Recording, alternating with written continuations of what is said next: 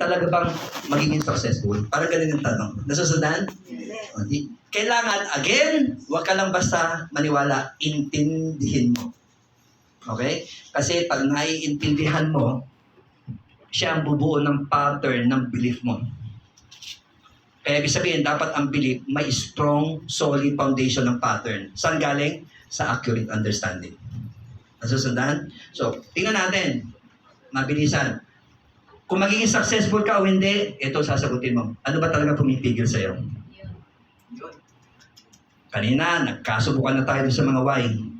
Pagkatapos ng lahat ng narinig mo, ano ang pumipigil sa'yo?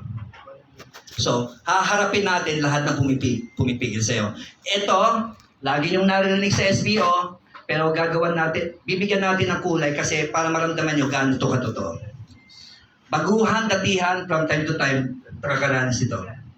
Ang kailangan lang, maintindihan mo. Okay? Ayan, false evidence appearing real. Hindi ko na elaborate yan. Mukhang totoo, pero hindi totoo.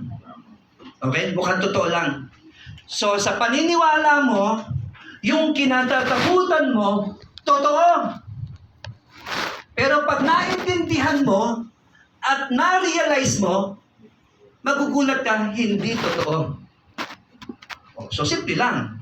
Para matanggal yan, linawin mo yung paniniwala mo. Hi.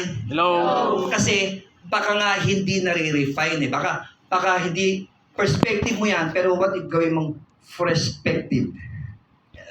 Di ba? Huwag lang pa sa perspective. Perspective. Di ba? Saan galing yung mga fear mo? Yan. Maganda itong pagkakagawa nitong training na to. Fear of the unknown. Natatakot ko sa, basta, medyo kinakabahan ako. Nag-join ka na, 5988, 4988, franchise, etc. Pero, bakit napipigilan ka pa? Bakit dapat, on your mark! Get up! Go! Bakit ganun? Tama eh. Di ba? Pati pag-usapan natin. Ayan.